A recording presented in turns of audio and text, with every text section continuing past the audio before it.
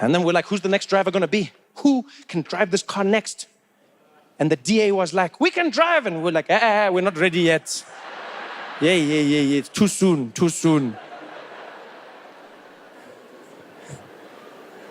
Cyril, are you gonna drive? And Cyril was like, yes, I can drive the car. And we're like, wait, Cyril, are you drunk?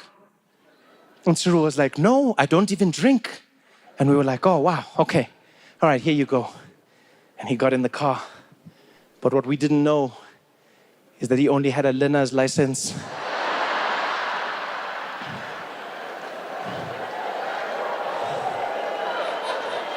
Because he sat in that driver's seat, he put his seatbelt on, he looked down and he was like, whoa, it's a manual.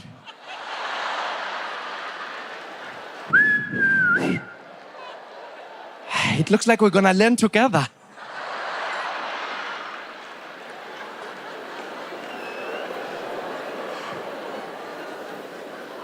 Because I'm sorry, man, I just feel like sometimes Cyril he just lacks conviction. You know, that's what it is. I think that's what a lot of people feel. It feels like he lacks conviction. He'll come out and be like, I'm gonna fight corruption, I'm gonna fight it. And it's like, are you fighting it though? You know, it doesn't feel like you fight. Like if you're gonna fight corruption, fight corruption. And if you're gonna be corrupt. You know, just lukewarm. Like even his scandal, even Phala Phala, what was that? Huh? What kind of scandal was that? Guys, come on, man. What kind of scandal? And not nuclear weapons, you know? Not giant contract, no. Buffalo.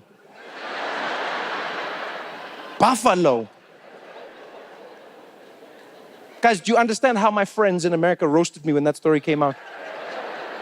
That was a tough day in my life. When the newspapers overseas said South Africa, they said South Africa's president in trouble for buffalo. My friends loved it. Came up to me in the office, they're like, dude, Trevor, so you guys have buffalo scandals in South Africa? I was like, yeah, it's not like a normal. He's like, dude, you have buffalo scandals? Dude, like what is that like a thing out there? You guys just like love buffalo? I was like, no, we don't just love buffalo. Dude, you love buffalo. South Africans just, you love buffalo. You guys probably have like buffalo on your money. I was like, no, we,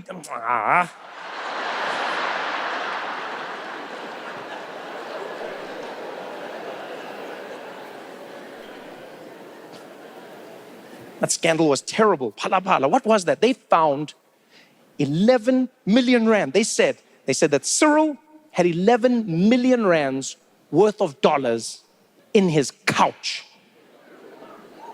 In his couch. What kind of couch was that? It must have been an L shape, eh? 11 million rands worth of dollars in cash. And then the office of the presidency said he didn't know. He didn't know. So he's never dropped the remote. Not even once, just like, hey son, yo. I don't know what was worse, the scandal or the way the office of the presidency responded to South Africans about the scandal. It was insulting at times, right? At first they were like, this is completely normal. There's nothing to see here. Completely normal. What are you talking about? They're like, yeah, no, you can have some money in your couch. Yeah, maybe 7 rand, guys. Then they went on to say, South Africans must calm down. Cyril just has other businesses that he also does. Other businesses. I don't know about you, but I'm not comfortable hearing that my president has side hustles. You're the president of a country. Why are you doing anything else? It's not like you need spare time. There's no electricity. What do you mean you're doing other things? Are you kidding me? That doesn't make me feel safe. Guys, if I'm on a flight, the last thing I want to see is the pilot coming out of the cockpit like, yeah, Nick next. Nick next. Nick next. Pick on bites, mama. Pick on bites. Nick next. I'm like, yo, why aren't you flying the plane? You never know, Baba. Back up plane.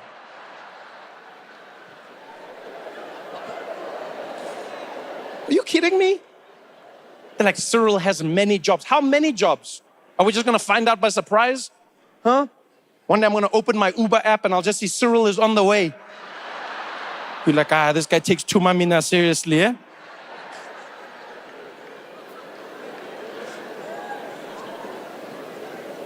That whole scandal, man, all of it. The load shedding and me. Mostly because they look at me. You know, when they're making the announcements, you see who's making the announcements. That doesn't happen when you fly anymore. Flying has become so impersonal. You know, they just put down that video monitor and then you just watch a little safety video. You know, there's no warmth, there's no character.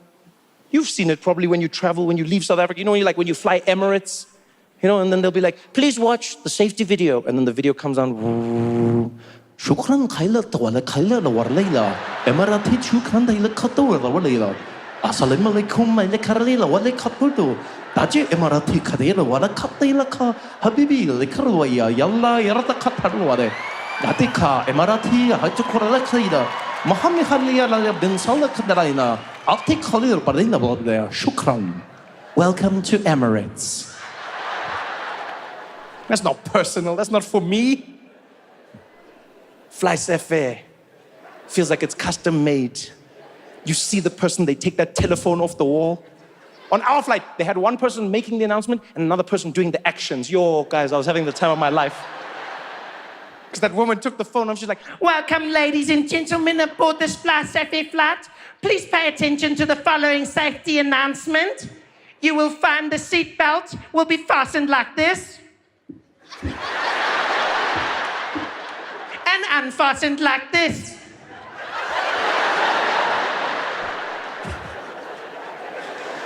just to make that person feel like they were actually doing something worthwhile, I did it with them. When they were like, unfasten, I was like,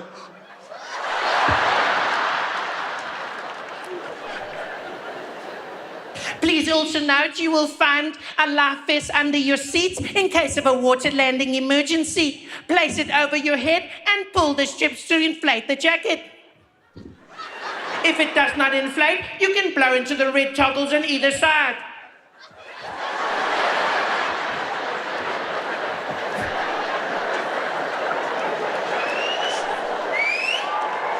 I love it.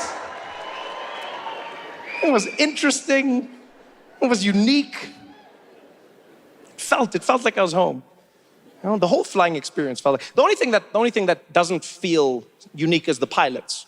That's what I've noticed, actually everywhere in the world. If you want to feel what a country's like, listen to the flight attendants, right? But then the pilots, no matter where you are all the same. It's almost like they went to the same school where they've been trained the same way to fly. They've all got that same sexy pilot's voice. Yeah, you know what I'm talking about. Like, flight attendants can sound however they like. You know, they do that thing. Welcome, ladies and gentlemen. No, there's no pilot like that. When pilots come on, they always do that thing of theirs. Boom. Welcome, ladies and gentlemen. Aboard this FlySafair flight. This is your captain, John Davies speaking, and I'm going to be taking you down. It's going to be approximately 2 hours.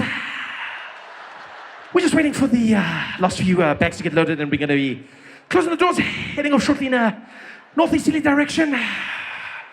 Taking to cruising. Like, why are they always running out of breath? Is there a reason that pilots cannot complete one single sentence when they're making announcements? Every time that they're like, we're going to be at a cruising altitude of 35,000 feet. It always sounds like they're getting head in the cockpit. Can anybody tell me why? Why does it sound like every pilot is receiving immense amounts of pleasure and they can't get a single sentence out? Every single pilot. It's like someone started just before they started. They were there and they're like, no. Welcome, everybody. Let me introduce you to your cabin crew on this flight. In the rear, we've got Tandeka, we've got John, and we've got Liesl who are going to be looking after you. Up front, my co-pilot, Mr. Defet's going to be looking after us. Flight time should be not too long. Keep your seatbelts fastened in case of any unexpected turbulence.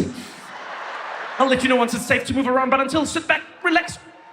Then they were filling their trolley, just filling it up. We were even watching like, we are doing well today. These people, it's not even month end. They were filling the trolley.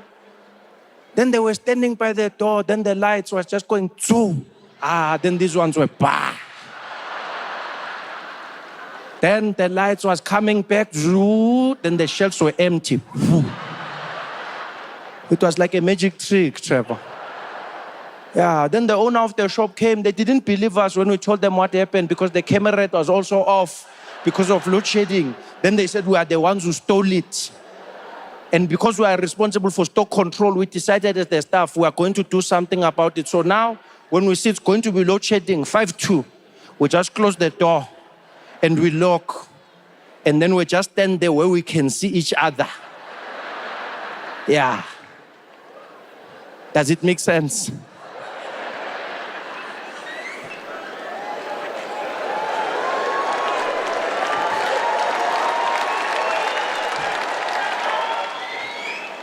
I was like, Tabo, not only does it make sense, but this has instantly become my favorite shoplifting story of all time. Are you like the ingenuity of South Africans? Huh? To have the idea, to think of that. That's easily my favorite shoplifting story, easily. Because I love shoplifting stories. I love them. I love reading about them. You know, hearing how people try to shoplift or like shoplifting syndicates. I'm always intrigued by how people do it. One of my favorites actually, started during COVID in the United States. Right? There was a lot of shoplifting and it evolved when COVID ended, it continued. What somebody discovered was that there's a hack with the sensors at the front of the shop, okay? And so somebody discovered that if you have an item that has a tag on it, right? You know, the metal tag on clothes or, you know, the little sticker.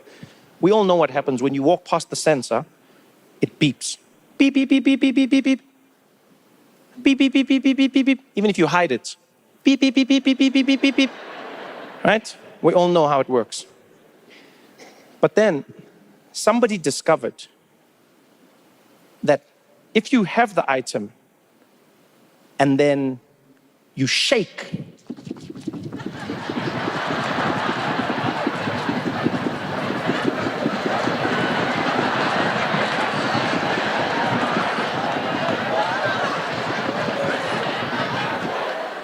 it doesn't beep. I swear on my life. Guys, it went viral on TikTok. People started doing it. You must try it. You must try it. You must try. No, I'm not saying you must steal, guys. I'm not saying you must steal. I'm saying go to a shop, pay for something. When you've got the receipt, tell them, please don't take off the tag. I want to try something. But you must have your receipt because I don't want you guys blaming me now. Just try it. Take the tag, go to the door, and shake.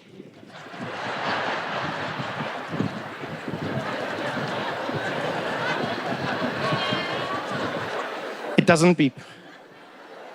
That used to be my favorite story. Because it's true and because it caused chaos. Yeah, stores in America started losing stock. They didn't know what was happening. Yeah, because they were like, what's happening? Nothing's beeping. You know? And they were like, is there anything strange going on? They're like, no, some people are just shaking when they leave. But we don't know what it is. I was like, that's something that could never happen in South Africa. Like, yeah, South African security guards, they don't play those games. Because one of the parts that made the story extra special in America was that some security guards didn't want to stop people from leaving the store shaking because they didn't want to offend anybody who might be shaking for other reasons. Yeah, and then they didn't want to offend people, but here, there's no one who's afraid of offending anybody. Which you think there's a security who's scared of wokeness? Ah.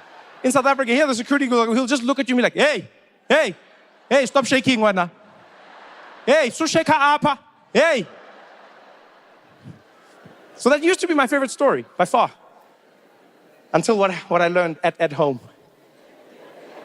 Because here's the thing I want to know about this. Who was the first? Yeah? Every story has a beginning. Who was that pioneer at home who discovered a flaw in the system and then took advantage of it? Who was that person shopping with their family, buying things for the house, pushing the trolley around, casually, just there like, no, don't get a breadboard. Get a breadboard. Get a knife there as well. Yeah, but get a knife set as well. Obviously, you want to buy. No, did you, hey,